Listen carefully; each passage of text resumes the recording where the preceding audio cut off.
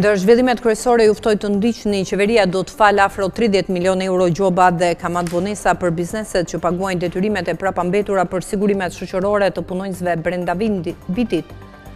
Hekurudha shqiptare ka hapur tenderin për ndërtimin e linjës hekurudhore Durrës-Rogozhin, pjesë e korridorit 8.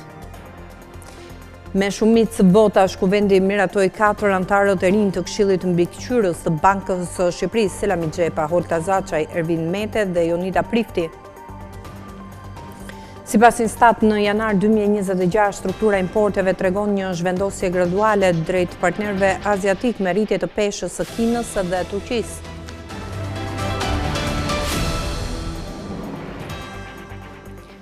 Zonja dhe zotërinj, ju përshëndes, mirë se erdhët në edicionin informativ të orës 15 këtu në Skan Televizion për të njohur me zhvillimet ekonomike të ditës.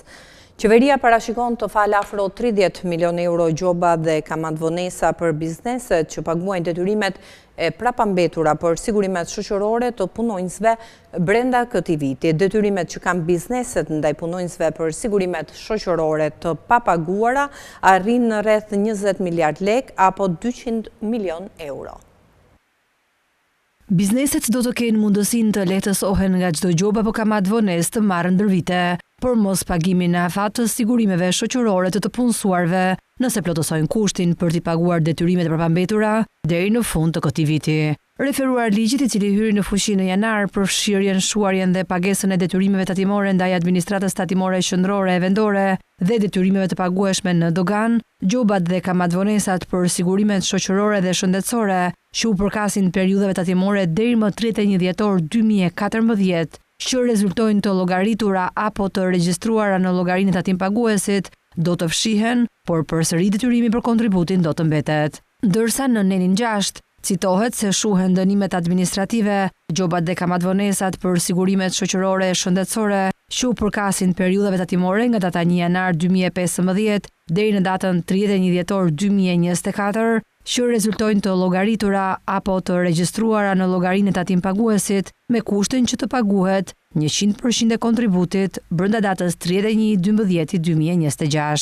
Pra e thënë ndryshe, nëse bizneset apo institucionet publike që kanë detyrimet të papaguara të sigurimeve shoqërore dhe shëndetësore të punësuarve marrin përsipër t'i shlyejnë brenda këtij viti, do të dalin nga lista e debitorëve dhe nuk do të paguajnë penalitete. Referuar një raporti më të fundit të kontrollit të lartë të shtetit, detyrimet që kanë bizneset ndaj punonjësve për sigurimet shoqërore të papaguara arrin në rreth 20 miliard lek apo 200 milion euro. Numri i subjekteve debitore rezulton në rreth 120.000 biznese. Në total, detyrimet e papaguara për sigurimet shoqërore për vitin 2024 përfshin rreth 17.2 miliard lek principal, 2 miliard lek gjoba dhe 968 milion lek interesa, duke e çuar vlerën e përgjithshme të borxhit në 20.2 miliard lek, ndërsa 79.6 milion lek apo rreth 800.000 euro janë detyrimet të prapambetura të pushtetit qendror dhe vendor. Me këtë iniciativë, qeveria synon të lehtësojë bizneset dhe të rrisë arkëtimet në buxhet. Qeveria ka autorizuar një skemë ndihme shtetërore prej 300 milion lekësh për mbështetjen e startupeve dhe lehtësuesve të tyre për gjatë vitit 2026. Vendimi i Komisionit të Ndihmës Shtetërore synon nxitjen e sipërmarrjes inovative dhe zhvillimin e sektorëve prioritar të ekonomisë në vend.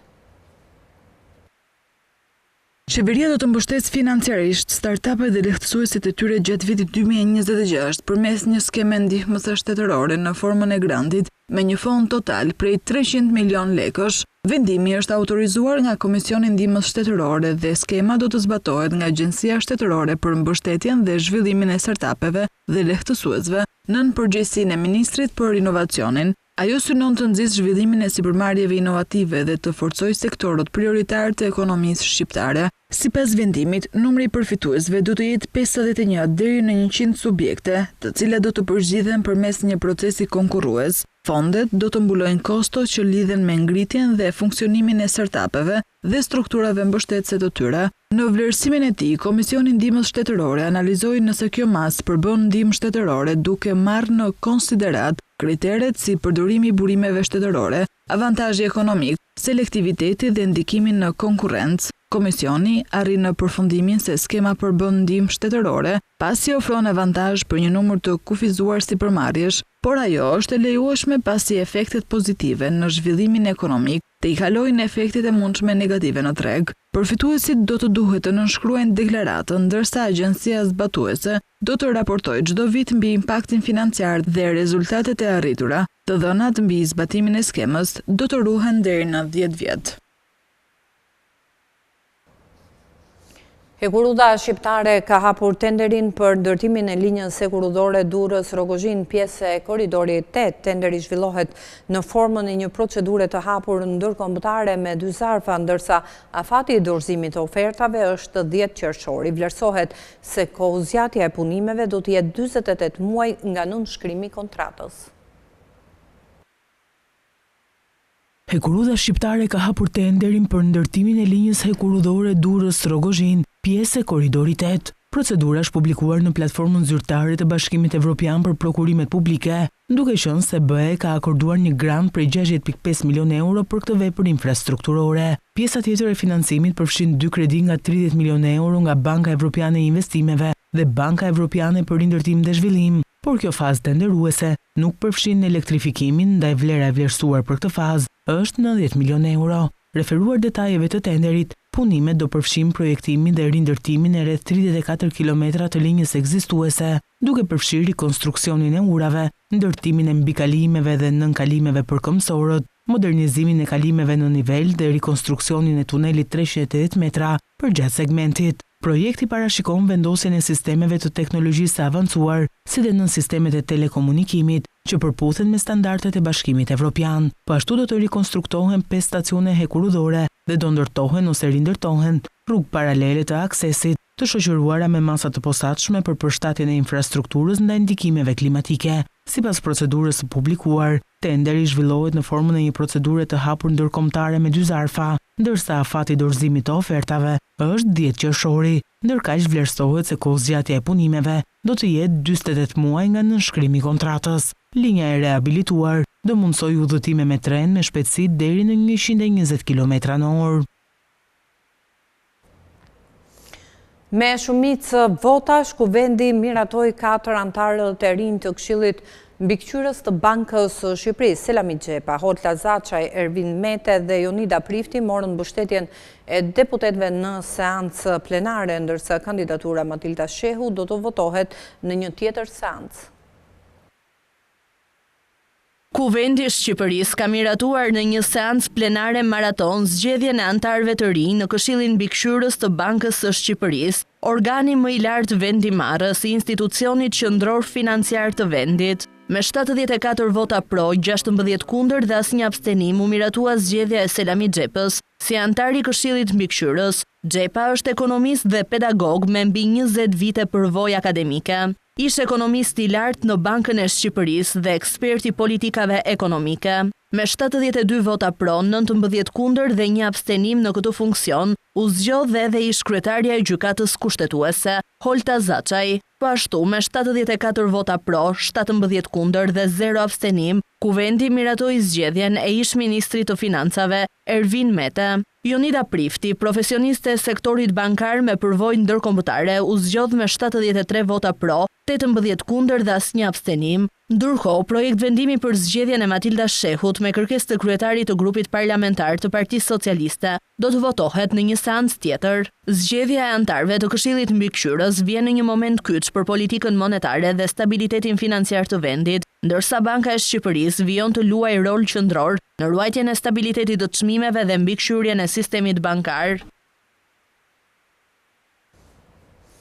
Ministria e Punëve të Brendshme Albana Koçi u njoftoi një rritje tjetër page për rreth 720 efektiv të strukturave speciale, ndërkohë, sipas ministres, asetet kriminale të sekuestruara dhe të konfiskuara do të përdoren në funksion të drejtpërdrejtë të shoqërisë. Ministri e Punëve të Brendshme Albana Koçi u njoftoi një rritje tjetër pake për rreth 720 efektiv të strukturave speciale, që ndodhen në vijën e parë të përballjes me krimin organizuar dhe individët me rrezikshmëri të lartë shoqërore. Rritja prek 3 struktura të posaçme të policisë së shtetit: RENEA, Forcat Kombëtare të Sigurisë, ISHFNSH-ja dhe forcën e posaçme operacionale. Një inspektor i thjesht në Renea kalon në pothuajse në një pagë 1.600 euro, ndërsa për një drejtues në Renea në një vlerë 2.300 euro. Gjithashtu dhe për forcat operacionale, grada inspektor paguhet rreth 1.200 euro, ndërsa grada krye komisar midis 1.600 dhe 1.700 euro. Ministra Koqiu njoftoi edhe nismën për përdorimin e aseteve kriminale të sekuestruara dhe të konfiskuara në funksion të drejt të shoqërisë. Vetëm gjatë vitit 2025, 726 pasuri me një vlerë të përgjithshme prej 6 miliard lekësh dhe prej tyre konfiskuar 64 pasuri, të cilat kanë kontribuar në mbështetjen e 15 projekteve me impakt të drejt për drejt social dhe shërbimeve direkte tek familjet dhe komunitetet vulnerabël. Gjithashtu, po këto asete apo po këto pasuri janë vendosur dhe në funksion të institucioneve publike, duke shërbyer drejt për mirë funksionimin dhe organizimin e tyre dhe janë plot 20 institucione publike.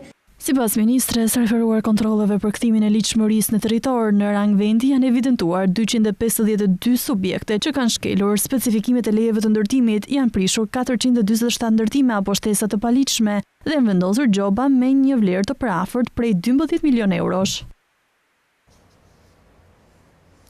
Sipas Instat, në janar të këtij viti, struktura e importeve tregon një zhvendosje graduale drejt partnerëve aziatik me rritje të peshës së Kinës dhe Turqisë, ndërsa Italia mbetet partneri kryesor pavarësisht një rënjeje të lehtë. Në janar të vitit 2026, struktura e importeve mbetet e ngjashme me atë të një viti më parë, por me disa lëvizje të dukshme në peshat relative të partnerëve. Italia vijon të kryesoj me 20% të totalit, megjithse në rënje nga 21.4% në janar të vitit 2025. Kina forcon pozicionin e saj duke u rritur nga 14.3% në 15.1%. Rritje të ndjeshme shënon edhe Turqia, e cila në janar të vitit 2026 arri në 11.2% të importeve, nga 9.5% në janar të vitit 2025.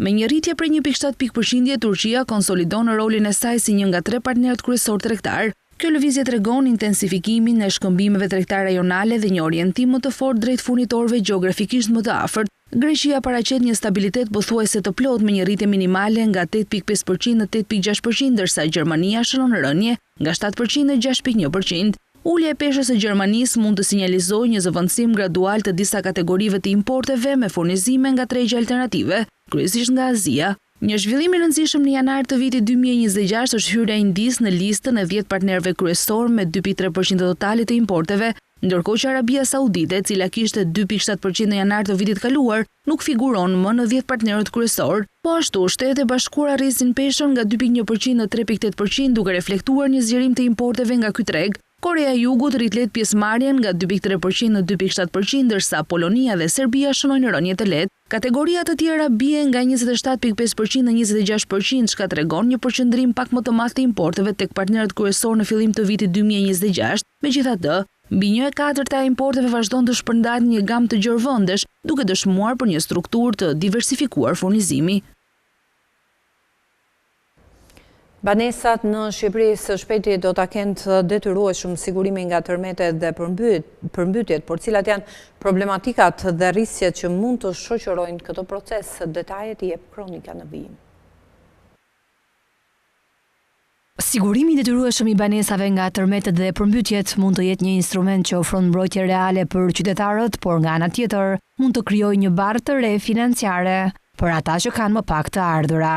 Sipas një analize të bërë nga Altax, referuar versionit të fundit të draftit të hartuar nga Ministria e Financave, thuhet se bazimi i primit mbi nivelin e riskut është parim ekonomikisht i shëndosh, por socialisht delikat. Sipas analizës, zonave më të ekspozuara ndaj tërmeteve dhe përmbytjeve, që shpesh përkojnë me të ardhura më të ulta dhe ndërtesa më të dobta, do të takojmë prime më të larta. Kjo logjik aktuariate është korrekte teknikisht, por pa një komponent solidariteti, si subvencione të drejtuara ose kufizime për shtresat në nevojë, dhe mund të prodhojë diferencime territoriale dhe sociale që e bëjnë skemën të papranueshme për një pjesë të madhe të popullsisë. Dhe në këtë pikë, analiza thekson se drejtësia aktuariate nuk duhet të sakrifikojë drejtësinë sociale.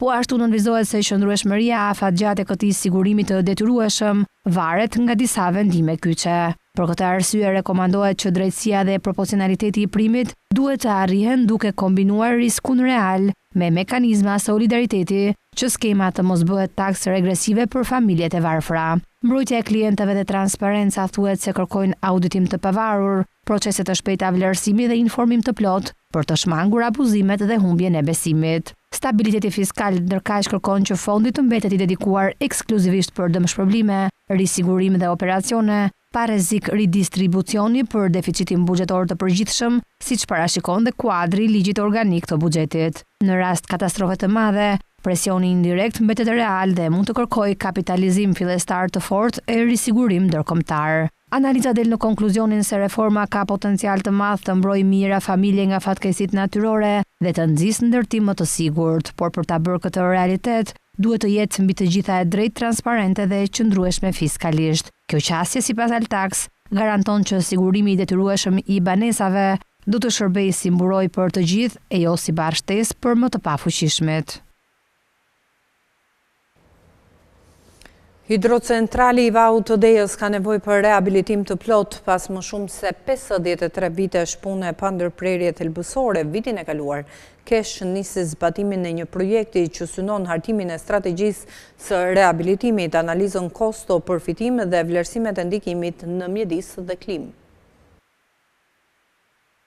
Hidrocentrali Vaut të Dejës, një nga veprat kryesore të sistemit energjetik të vendit, ka nevojë për rehabilitim të plot pas më shumë se 53 vitesh pune pa ndërhyrje thelbësore. Sipas një raporti teknik të publikuar nga Korporata Elektroenergjetike Shqiptare dhe i përgatitur në vitin 2023 nga konsulenti ndërkombëtar Fishner, pajisjet elektromekanike të hecit janë të vjetëruara dhe në disa raste në gjendje kritike, duke rritur rrezikun e defekteve të papritura dhe ndërprerjeve të gjata të prodhimit. Raporti konkludon se edhe pse hidrocentrali funksionon normalisht, pa masa rehabilituese, ky rrezik dështohet ndjeshëm në vitet e ardhshme. Për këtë arsye, Fishner rekomandon rehabilitimin e plotë të implantit. Ndërkaq në vitin 2025, Korporata Elektroenergjetike Shqiptare ka nisur zbatimin e projektit Connecta 2, financuar nga KFV dhe Banka Evropiane e Investimeve, i cili synon hartimin e strategjisë së rehabilitimit, analizën kosto-përfitim dhe vlerësimet e ndikimit në mjedis dhe klim. Ky projekt konsiderohet si vazhdim logjik i raportit të Fishner, duke u mbështetur në gjetjet e tij për të përcaktuar prioritetet teknike dhe të sigurisë. Specialistët e projektit theksojnë se vlerësimi i pajisjeve po kryhet mbi dy parime kryesore: siguria e digës dhe funksionimi i pandërprerë i hidrocentralit. Një nga përfitimet kryesore të rehabilitimit pritet të jetë rritja e rendimentit të prodhimit të energjisë, fal pajisjeve më efikase të teknologjisë së përmirësuar të projektimit. Sipas vlerësimeve, modernizimi mund të rrisë prodhimin me rreth 74.000 megavator në vit, afro 7.9% më shumë se mesatarja vjetore që prej vitit 2007, duke sjellë të ardhura shtesë mbi 5.4 milion euro çdo vit. Pse investitorët e huaj duhet ta shohin Shqipërinë si një potencial investimi në sektorin e turizmit, ndjekim kronikën ku listohen arsyet e tërheqjes së kapitalit të huaj në këtë sektor. Zhvillimi i turizmit në Shqipëri po kalon nga një model spontan në një qasje të strukturuar, i cili duhet të mbështetet mbi 4 destinacione prioritare, duke nisur nga Alpet shqiptare, vija Bregdetare e Jugut, si dhe portet dhe marinat, por pa harruar edhe Tiranën.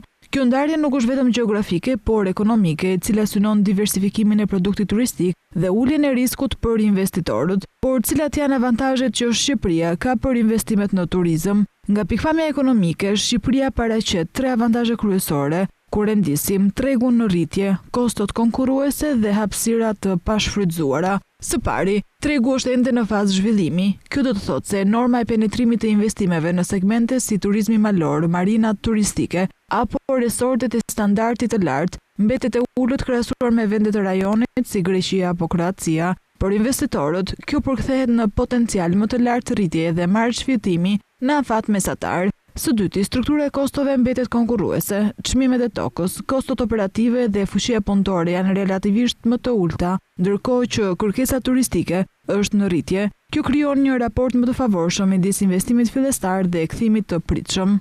Së treti, strategjia e 4 poleve redukton sezonalitetin, një nga rreziqet kryesore në turizëm, ku Alpet shqiptare synojnë turizmin e aventurës dhe natyrës gjatë gjithë vitit. Jugu i ri, mbështetur nga aeroporti i ri, rrit aksesin dhe kapacitetin e fluksit. Portet dhe marinat synojnë segmentimin e turizmit detar me shpenzim të lartë, ndërsa Tirana konsolidohet si qendër për turizëm urban, kulturor dhe biznesi. Zhvillimi i pikave të reja portuale krijon një dimension të ri ekonomik, duke integruar Shqipërinë në hartën e turizmit detar mesdhetar. Ky segment karakterizohet nga konsumi i lartë për vizitor dhe efekti zinxhiri në ekonomi, nga shërbimet portuale tek gastronomia dhe pasuritë e paluajtshme. Për investitorët e huaj, kombinimi i potencialit natyror, fazës së hershme të zhvillimit dhe përmirësimit të infrastrukturës krijon një dritare mundësie. Në një kontekst rajonal konkurrues, vendi po përpiqet të pozicionohet jo thjesht si destinacion turistik, por si një treg investimi me kthim të lartë potenciali dhe hapësirë për projekte strategjike afatgjata. Sipas të dhënave të publikuara nga Eurostat në janar 2026, Shqipëria ka regjistruar një rritje prej 115.7% të fluturimeve komerciale krahasuar me të njëjtën muaj të periudhës para pandemisë. Ky rezultat e vendos vendin në krye të rënditjes jo vetëm në rajon, por në të gjithë Evropën. Fluturimet komerciale po kthehen gjithnjë më shumë në një tregues të drejtë për drejtë të zhvillimit të turizmit dhe të dinamikës së lëvizjeve të qytetarëve, si vendas ashtu edhe të huaj.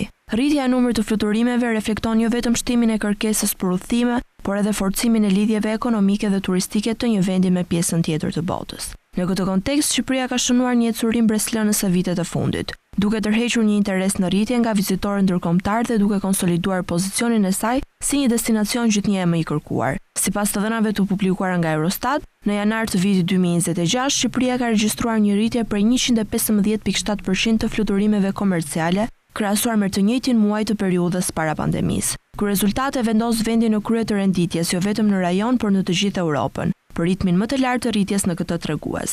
Një tjetër element domethënës është performanca e vendeve të rajonit, të cilat gjithashtu kanë shënuar rritje të konsiderueshme.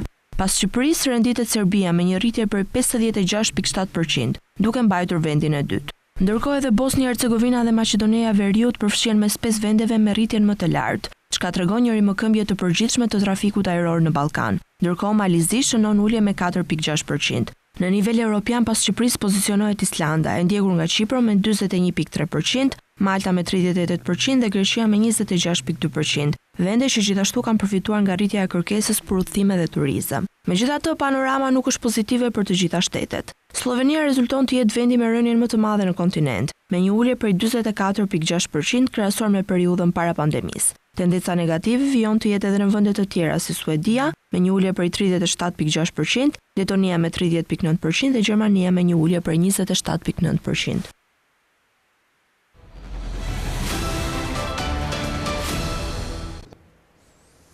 Dy projektligje me fokus konfiskimin e pasurisë pa justifikuar dhe vendosjen e çmimeve tavan do të jenë në krye të agjendës legjislative për vitet 2026-2028 për qeverinë e Kosovës. Në mbledhjen e dytë pas formimit u miratuan gjithashtu programe rregullatore, ratifikime financiare me Bashkimin Evropian.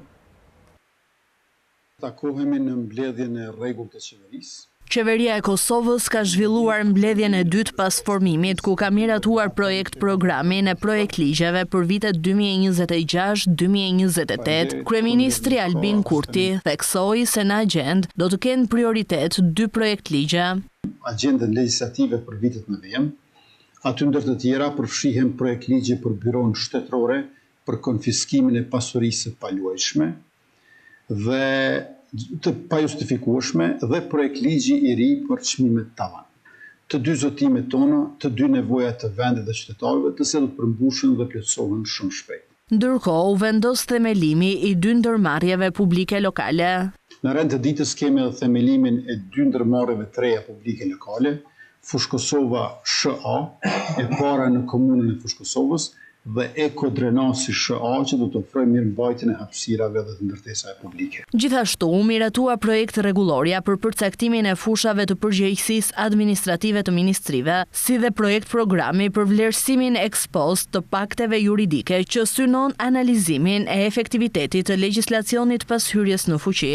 Po ashtu, u miratuan projekt ligjet për ratifikimin e amendamentit numër 2 të marrëveshjes financiare me Bashkimin Evropian për programin IPA 2017 pjesa e parë dhe amendamenti numër 3 për programin IPA 2018, duke mundësuar vijimin e mbështetjes financiare nga Bashkimi Evropian.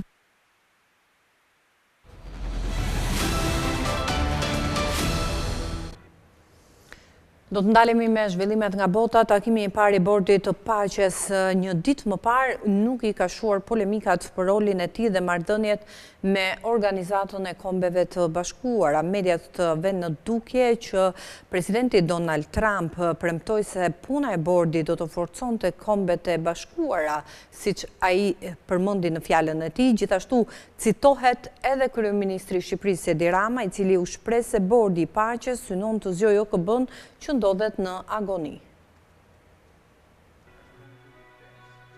Takimi i parë i Bordit të Paqes së Donald Trump të njëjtën ishte i mbushur me diskutime të ngjeshura për presidentin, por i let në detaje të tjera pasi një grup i vogël vendesh anëtare ofruan angazhime të mëdha financiare dhe thanë se do t'i nënshtroheshin shtëpisë së bardhë për rindërtimin e Gazës, referuar një analize të Politico. Rreth 20 vende anëtare që kanë nënshkruar sipërmarrjen e re të Trump njoftuan më shumë se 6.5 miliard dollar premtime financiare pas një fjalimi 47 minutash nga presidenti Trump, i cili këmbguli se përpjekja e re do të funksionoj me dhe jo kundër Kombeve të Bashkuara. Duke shpallur atë si bordin më prestigjos të krijuar ndonjëherë, Trump njoftoi angazhimin financiar për 10 miliard dollarësh nga Shtetet e Bashkuara dhe premtoi se puna e bordit do të forconte Kombet e Bashkuara, por në të njëjtat komente ai tha se bordi pothuajse do të mbikëqyrte Kombet e Bashkuara dhe do të sigurohej që ajo të funksiononte siç duhej. Edhe pse takimi i parë i bordit duket se kishte shenjat e një projekti tjetër kotësie të Trumpit, angazhimet e disa anëtarëve për rindërtimin e Gazës ishin konkrete. Angazhimet financiare përfshin 1.2 miliard dollar nga Emiratet e Bashkuara Arabe dhe 1 milion dollar nga Arabia Saudite. Banka Botërore do të menaxhojë donacionet dhe do t'i shpërndajë ato në drejtimin e Bordit të Paqes. Një zyrtar i administratës sqaroi më vonë se angazhimi për 10 miliard dollar i Shteteve të Bashkuara ishte pjesë e një plani 10 vjeçar të rindërtimit, mbi të cilin do të punojmë në bashkëpunim me Kongresin. Investimi fillestar prej afërsisht 1.25 miliard dollarësh do të shkojë për heqjen e municioneve, strehim të përkohshëm, siguri, furnizime mjekësore dhe nevoja të tjera, tha zyrtari. Po kështu të paktën 5 vende kanë angazhuar trupa për një forcë re stabilizimi për Gazën dhe 2000 persona kanë aplikuar për t'u bashkuar me një forcë të re policore palestineze. Rimëkëmbja do të kushtoj rreth 53 miliard dollar sipas një raporti të publikuar nga Banka Botërore, OKB dhe Bashkimi Evropian. Trump premtoi të njëjtën se do ta ndihmojë OKB në aspektin financiar, duke shtuar se ne do të sigurohemi që Kombet e Bashkuara të jenë të qëndrueshme. Ndërkaq, Politico i referohet edhe deklaratës së kryeministrit shqiptar Edi Rama. Ai deklaroi: Shumë në thonë se Bordi i Paqes synon të zëvendësoj Kombet e Bashkuara, por mua nuk më duket si një përpjekje për zëvendësuar Kombet e Bashkuara. Por nëse ndihmon ta shkund atë gjigant në agoni dhe dasht Zoti ta zgjoj, atëherë Zoti e bekoft Bordin e Paqes.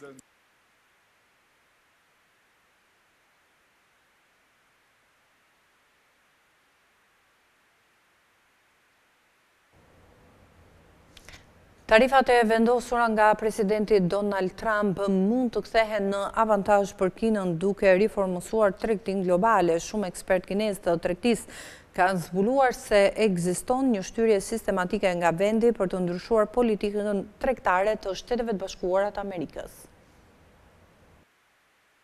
Sipas Kinës, tarifat e presidentit Donald Trump mund të kthehen në avantazh duke riformuar tregtinë globale në mënyrë që do ta izolonin ekonominë e saj prej 19 trilion dollarësh nga presioni i Shteteve të Bashkuara në të ardhmen e largët. Pekini po shfrytëzon pasigurinë e krijuar nga Trump për të provuar të bashkojë bazën e gjerë prodhuese të Kinës me bllojqet më të mëdha ekonomike në botë, duke përfshirë Bashkimin Evropian, Shtetet e Gjirit dhe një pakt tregtar transpaqësor. Shtytja përfshin përshpejtimin e përpjekjeve për të arritur rreth 20 marrëveshje tregtare në total, të cilat kanë zgjatur shumë vite, pavarësisht shqetësimeve dhe spekulimeve në lidhje me mbiprodhimin e Kinës, aksesin e pabarabartë në treg dhe kërkesën e dobët të brendshme. Shumë ekspertë kinesë të tregtisë kanë zbuluar se ekziston një shtytje sistematike nga vendi për të ndryshuar politikën tregtare të Shteteve të Bashkuara. Kina tani po e vën në zbatim këtë plan. Marrëveshja arritur me Kanada'n në janar ishte e para nga shumë të tjera që synojnë kundër shtimin e ndikimit të Shteteve të Bashkuara. Mos e ndërprisni kundërshtarin tuaj kur ai është duke bërë një gabim, shprehu një zyrtar kinez duke u referuar agjendës tregtare nga shtëpia e bardhë. Nëse nisma rezulton e suksesshme, Pekini mund të përmbysë më shumë se një dekadë të politikës tregtare amerikane, thanë disa diplomatë, por suficiti i madh tregtar i Kinës e ndërlikon çështjen. Shumë shtete shprehin se prodhuesit mund të përdorin aksesin e përmirësuar në treg për të dërguar mallra stok me kosto të ulët jashtë vendit, ndërsa kërkesa e brendshme në Kinë është e ulët. Sa kaq ndërsa Kina përgatitet të mirëpres Trump në prill, njëkohësisht po hedh hapa në përfshirjen e thellë tregtare, duke diktuar kështu mos shkëputjen e partnerëve nën presionin e Shteteve të Bashkuara të Amerikës.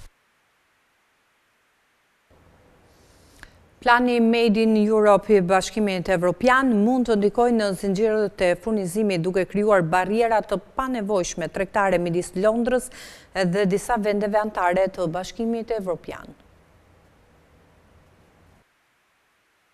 Ministri britanik i marrëdhënieve me Bashkimin Evropian ka bërë me dije se plani Made in Europe i Bashkimit Evropian mund të ndikojë në zinxhirët e furnizimit duke krijuar barriera të panevojshme tregtare midis Londrës dhe disa vendeve të Unionit. Reagimi vjen ndërsa Komisioni Evropian përgatitet të miratojë një ligj javën e ardhshme, i cili implikon se një pjesë minimale e produkteve të mbështetura nga parat publike në sektorët strategjik si ai i energjisë eolike dhe diellore të prodhohen brenda kontinentit. Shqetësimi im është se nëse do të arrihen kërkesa shumë të rrepta preferenciale, do të rrezikonit të influencionit negativisht zinxhirët tanë të furnizimit të integruar thellësisht, duke krijuar kështu pengesa në marrëdhëniet tregtare Britani-Bashkimi Evropian, me pasoja tepër të larta në shpenzime gjithashtu, theksoi ai. Sipas tij, Britania dhe Bashkimi Evropian ndodhen përballë së njëjtës sfidë me stimulimin dhe rritjen e konkurrueshmërisë dhe produktivitetin. 6 vite pas daljes zyrtare nga Bashkimi Evropian, Brexit, Mbretëria e Bashkuar në drejtimin e kryeministit Keir Starmer, po punon për të përmirësuar lidhjet diplomatike dhe ekonomike me bllokun evropian, i cili është njëkohësisht dhe partneri i saj më i madh tregtar. Strategjitë politike të Starmer duket se po synojnë për afrimin e mëtejshëm me tregun e vetëm të Bashkimit Evropian, i cili lejon që mallrat, shërbimet, kapitali dhe njerëzit të lëvizin lirshëm në shtetet anëtare. Drafti i planit Made in Europe e përcakton Bashkimin Evropian si zonë ekonomike europiane në të cilën përfshihen 27 shtetet anëtare plus Islanda, Liechtensteini dhe Norvegjia, por jo Britania. Megjithatë, parlamentarët janë treguar të hapur duke thënë se në të ardhmen mund të shtohen edhe partnerë të tjerë të besuar.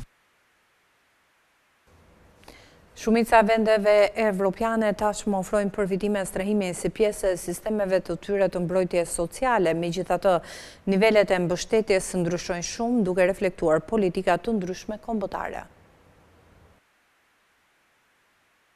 Strehimi po shndërrohet në një krizë në rritje në të gjithë Europën. Në dhjetor 2025, Komisioni Evropian njoftoi planin e tij të parë evropian për strehim të përballueshëm. Iniciativa synon të adresojë një nga shqetësimet më urgjente për qytetarët, aksesin në strehim të përballueshëm, të qëndrueshëm dhe cilësor. Shumica e vendeve europiane tashmë ofrojnë përfitime strehimi si pjesë e sistemeve të tyre të mbrojtjes sociale. Megjithatë, nivelet e mbështetjes ndryshojnë shumë duke reflektuar politika të ndryshme kombëtare. Sipas Eurostat, strehimi përbënte 1.35% të shpenzimeve totale për mbrojtje sociale në Bashkimin Evropian në vitin 2024. Kjo shumë arriti në 66.5 miliardë euro, e barabartë me 0.37% të prodhimit të brendshëm bruto të Bashkimit Evropian dhe 148 euro për banor. Përfitimet e strehimit për person ndryshojnë shumë në të gjithë Europën. Ato variojnë nga pothuajse 0 në Bullgari në 755 euro në Irland midis 31 vendeve. Finlanda renditet e dyta me 484 euro, e ndjekur nga Mbretëria e Bashkuar me 406 euro, midis 5 ekonomive më të mëdha europiane, Italia me 13 euro dhe Spanja me 36 euro, ndajnë ndjeshëm më pak se homologët e tyre. Në terma nominal, Gjermania ndan shumën më të madhe për përfitimet e strehimit me 27.4 miliardë euro, duke përbërë më shumë se 2 në 5 të totalit të Bashkimit Evropian. Franca vjen pas me 16.1 miliardë euro, rreth 1/4 e totalit. Plani Evropian i strehimit të përballueshëm i prezantuar së fundmi përqendrohet në rritjen e ofertës së strehimit, nxitjen e investimeve dhe reformave, bankave, adresimin e qirave fatshkurtër në zonat nën presion të strehimit dhe mbështetjen e njerëzve më të prekur. Sipas ekspertëve, suksesi i planit do të përcaktohet nga kapaciteti në nivel lokal për të përmbushur këto nevoja. Përballueshmëria duhet të jetë qëllimi dhe strehimi më i përballueshëm është ai publik, bashkëpunues dhe social. Gjatë dekadës së fundit, midis vitit 2015 dhe tremujorit të tretë të vitit 2025, çmimet e shtëpive në Bashkimin Evropian u rritën me 64% dhe qirat me 21%. Presidenti i Shteteve të Bashkuara të Amerikës Donald Trump ka njoftuar planet për të deklasifikuar dhe publikuar informacione qeveritare të pazbuluara më parë në lidhje me jetën e jashtëtokësorëve. Lidhur me ekzistencën e UFO-ve, presidenti amerikan tha se nuk kishte asnjë mendim për këtë çështje.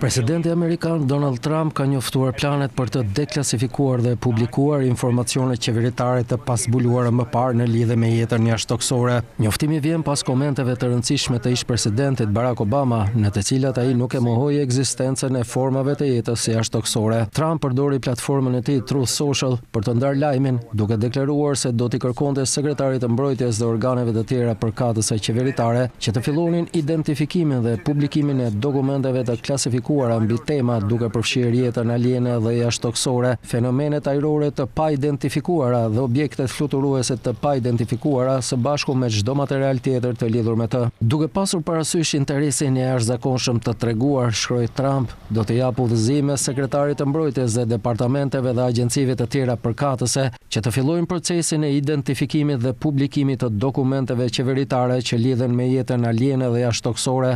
Zoti e bekoft Amerikën ishte Barack Obama, ai që dha shkas për spekulimet e reja rreth pranisë së jetës aliene në univers. Gjatë një interviste, duke ju përgjigjur një pyetje në lidhje me UFO-t, Obama tha: "Ato janë të vërteta, por unë nuk i kam parë dhe nuk mbahen në zonën 51, nuk ka asnjë strukturë nën-toksore." Këto pak fjalë mjaftuan për të ndezur një debat mediatik dhe për të ushqyer teoritë tashmë të përhapura gjerësisht rreth ekzistencës së jetës jashtëtoksore. Donald Trump komentoi gjithashtu deklaratat e Obamas në bordin e Air Force One. Nuk e di nëse janë të vërteta apo jo. Mund të them se ai dha informacion të klasifikuar, nuk duhet ta bëj këtë, ai bëri një gabim të madh, e hoqi nga informacioni klasifikuar, tha Trump në përgjigje të pyetjeve të gazetarëve. Lidhur me ekzistencën e UFO-ve, presidenti amerikan tha se nuk kishte asnjë mendim për këtë çështje, por se ishte i përgatitur të publikonte informacione të klasifikuara për ta liruar Obamën nga përgjegjësia.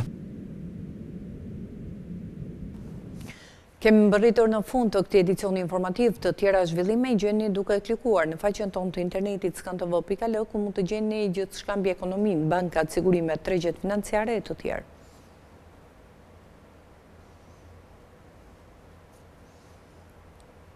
Faleminderit që na ndoqët, ndajmë këtu për të ritakuar në orën 16 në emisionin Box to Box. Qëndroni me ne.